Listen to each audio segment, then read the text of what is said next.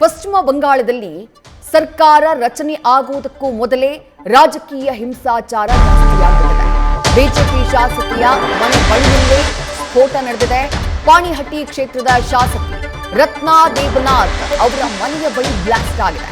ಇದಕ್ಕೂ ಮುನ್ನ ಸುವೇಂದು ಅಧಿಕಾರಿಯವರ ಪಿಎನ ಮರ್ಡರ್ ಮಾಡಲಾಗಿತ್ತು. ನಿನ್ನೆ ರಾತ್ರಿ 10:30ರಿಂದ 11 ಗಂಟೆಯ ಸುಮಾರಿಗೆ ಇದಾದಂತಹ ಕೆಲವೇ ಗಂಟೆಗಳಲ್ಲಿ ಶಾಸಕಿ ರತ್ನಾ ದೇಬನಾಥ್ ಅವರ ಮನೆಯ ಬಳಿ ಸ್ಫೋಟ ಸಂಭವಿಸಿದೆ.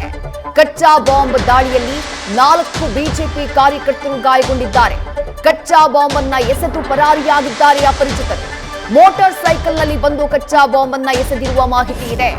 ಇದಕ್ಕೂ ಮುನ್ನ ಚಂದ್ರನಾಥ್ ರಥ್ ಸುವೇಂದು ಅಧಿಕಾರಿಯವರ ಪಿಎ ಅವರನ್ನ ಗುಂಡಿಕ್ಕಿ ಹತ್ಯೆ ಮಾಡಲಾಗಿತ್ತು. ನಿನ್ನೆ ರಾತ್ರಿ ಸುವೇಂದು ಅಧಿಕಾರಿ ಆಪ್ತ ಸಹಾಯಕನನ್ನ ಕಗ್ಗೊಲೆ ಮಾಡಲಾಗಿತ್ತು. ಪಶ್ಚಿಮ ಬಂಗಾಳದ ಮುಖ್ಯಮಂತ್ರಿ ರೇಸ್ನಲ್ಲಿರುವಂತಹ ಪ್ರಮುಖ ನಾಯಕ ಮಮತಾ ಬ್ಯಾನರ್ಜಿ ಅವರನ್ನ ಭವಾನಿಪುರ್ನಲ್ಲಿ ಸೋಲಿಸಿದಂತಹ ನಾಯಕ ಸುವೇಂದು ಅಧಿಕಾರಿ ಅವರ ಪಿಎನ ಕೊಲೆ ಮಾಡಲಾಗಿತ್ತು. ಇದರ ಬೆನ್ನಲ್ಲೇ ರತ್ನಾ ದೇಬನಾಥ್, ಪಾಣಿಹಟ್ಟಿ ಕ್ಷೇತ್ರದ ಶಾಸಕಿ ರತ್ನಾ ದೇಬನಾಥ್, ನಿಮಗೆ ಗೊತ್ತಿರಬಹುದು, ನಾವು ಈ ಹಿಂದೆಯೂ ಉಲ್ಲೇಖ ಮಾಡಿದ್ವಿ. ಆರ್ಜಿಕರ್ ರೇಪ್ ಅಂಡ್ ಮರ್ಡರ್ ಕೇಸ್ನ ವಿಕ್ಟಿಮ್ ಏನಿದ್ದಾರೆ, ಸಂತ್ರಸ್ತೆ ಏನಿದ್ದಾರೆ, ಆಕೆಯ ತಾಯಿ ರತ್ನಾ ದೇಬನಾಥ್ ಪಾಣಿಹಟ್ಟಿ ಕ್ಷೇತ್ರದಿಂದ ಗೆಲುವನ್ನ ದಾಖಲು ಮಾಡಿದ್ದಾರೆ. ಸುಮಾರು 20,000ಕ್ಕೂ ಹೆಚ್ಚಿನ ಮತಗಳಿಂದ ಆಕೆ ಗೆದ್ದಿದ್ದಾರೆ. ಆಕೆಗೆ ಟಿಕೆಟ್ ಅನ್ನ ಕೊಟ್ಟಂತಹ ಬಿಜೆಪಿಯ ನಡೆ ಬಹಳ ದೊಡ್ಡ ಮಟ್ಟದಲ್ಲಿ ಮೆಚ್ಚುಗೆಗೆ ಪಾತ್ರವಾಗಿತ್ತು. ಆಕೆ ವೋಟ್ ಕೇಳೋಕ್ ಹೋದಂತಹ ಸಂದರ್ಭದಲ್ಲಿ ಜನ ಕಣ್ಣೀರ್ ಹಾಕಿ ನಿಮ್ಮ ಬೆಂಬಲಕ್ಕೆ ನಾವಿದ್ದೀವಿ ಅಂತಂದಿದ್ರು.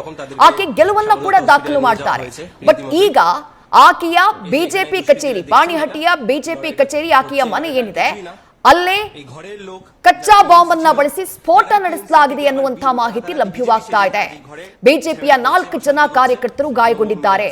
ಈ ಚುನಾವಣಾ ಪ್ರಕ್ರಿಯೆಗಳು ನಡೀತಾ ಇದ್ದಂತಹ ಸಂದರ್ಭದಲ್ಲೇ ಪಶ್ಚಿಮ ಬಂಗಾಳದಲ್ಲಿ ಸೆಂಟ್ರಲ್ ಪಡೆಗಳು ರೇಡ್ ಅನ್ನ ಮಾಡಿದ್ವು. ಈ ಕಚ್ಚಾ ಬಾಂಬ್ ತಯಾರಿ ಮಾಡ್ತಾ ಇದ್ದಂತಹ ಈ ಅಡ್ಡೆಗಳು ಏನಿದ್ದಾವೆ ಅಲ್ಲೆಲ್ಲ ದಾಳಿ ಮಾಡಿ ಅದನ್ನ ವಶಪಡಿಸಿಕೊಳ್ಳಲಾಗಿತ್ತು. ಆದ್ರೆ ರಿಸಲ್ಟ್ ಬಂದಂತಹ ನಂತರದಲ್ಲಿ ಪಶ್ಚಿಮ ಬಂಗಾಳದಲ್ಲಿ ಹಿಂಸಾಚಾರ ಮತ್ತೆ ಭುಗಿಲೆದ್ದಿದೆ. ಬಿಜೆಪಿಯ ಕಾರ್ಯಕರ್ತರನ್ನ ಗುರಿಯಾಗಿಸಿ ದಾಳಿ ಮಾಡೋದು, ಟಿಎಂಸಿಯ ಕಚೇರಿಗಳಿಗೆ ಬಿಜೆಪಿ ಕಾರ್ಯಕರ್ತರು ನುಗ್ಗೋದು, ಇಂತಹ ಪ್ರಕರಣಗಳು ಹೆಚ್ಚಾಗಿದೆ. ಇದರ ಮಧ್ಯೆ 1-2 ಕೊಲೆಗಳು ಕೂಡ ನಡೆದು ಹೋಗಿದ್ದಾವೆ. ಆದ್ರೆ ಸುವೇಂದು ಅಧಿಕಾರಿಯ ಪಿಎಯ ಹತ್ಯೆ ದೊಡ್ಡ ಮಟ್ಟದಲ್ಲಿ ಚರ್ಚೆಗೆ ಗ್ರಾಸವಾಗಿದೆ. ಸುವೇಂದು ಅಧಿಕಾರಿಯೇ ಇವರ ಟಾರ್ಗೆಟ್ ಆಗಿದ್ರ ಅನ್ನುವಂತಹ ಪ್ರಶ್ನೆ ಮೂಡಿತು. ಅದರ ಬೆನ್ನಲ್ಲೇ ಅದಾದ ಕೆಲವೇ ಗಂಟೆಗಳಲ್ಲಿ ರತ್ನಾ ದೇಬನಾಥ್ ಅವರ ನಿವಾಸದ ಬಳಿ ಕಚ್ಚಾ ಬಾಂಬ್ ಬ್ಲಾಸ್ಟ್ ಆಗಿದೆ. ದೃಶ್ಯಗಳಲ್ಲಿ ಗಮನಿಸ್ತಾ ಇದ್ದೀರಿ, ಆಕೆಯೇ ಪಾಣಿಹಟ್ ಕ್ಷೇತ್ರದ ಬಿಜೆಪಿ ಶಾಸಕಿ Ratna Debnath, RG Kar hospital rape and murder ಕೇಸ್ನ ಸಂತ್ರಸ್ತೆಯ ತಾಯಿ. ಆ ತಾಯಿ ವೋಟ್ ಕೇಳೋಕ್ ಹೋದಂತಹ ಸಂದರ್ಭದಲ್ಲಿ ಮಹಿಳೆಯರು ಕಣ್ಣೀರ್ ಹಾಕಿ ತಮ್ಮ ಬೆಂಬಲವನ್ನ ಆಕೆಗೆ ಕೊಟ್ಟಿದ್ರು. ನಿಮಗ್ ನಾವು ಜಸ್ಟಿಸ್ ಕೊಡ್ತೀವಿ, ನಿಮಗ್ ನ್ಯಾಯ ಸಿಗೋ ಹಾಗೆ ಮಾಡ್ತೀವಿ ಅಂತ ಹೇಳಿ ಪಾಣಿಹಟ್ ಕ್ಷೇತ್ರದ ಜನ ಆಕೆಗೆ ನ್ಯಾಯ ಕೊಟ್ಟಿದ್ದಾರೆ. 20,000ಕ್ಕೂ ಹೆಚ್ಚು ಮತಗಳಿಂದ ರತ್ನಾ ದೇಬನಾಥ್ ಗೆಲುವನ್ನು ಕೂಡ ದಾಖಲು ಮಾಡಿದ್ದಾರೆ. ಆದ್ರೆ ಚುನಾವಣಾ ರಿಸಲ್ಟ್ ಬಂದಂತಹ ನಂತರದಲ್ಲಿ ಬಿಜೆಪಿ ಐತಿಹಾಸಿಕ ಗೆಲುವನ್ನ ದಾಖಲು ಮಾಡಿದೆ. ಸರ್ಕಾರ ರಚನೆಯಾಗಬೇಕು. ಮೇ 9ನೇ ತಾರೀಕು ಬಿಜೆಪಿಯ ಮುಖ್ಯಮಂತ್ರಿ ಪದಗ್ರಹಣವನ್ನ ಮಾಡಲಿದ್ದಾರೆ. ಆದ್ರೆ ಇದರ ಮಧ್ಯೆ ನಡೀತಾ ಇರುವಂತಹ ಹಿಂಸಾಚಾರ ಪಶ್ಚಿಮ ಬಂಗಾಳದಲ್ಲಿ ಆತಂಕದ ಸಿಚುವೇಶನ್ ನಿರ್ಮಾಣ ಮಾಡಿದೆ.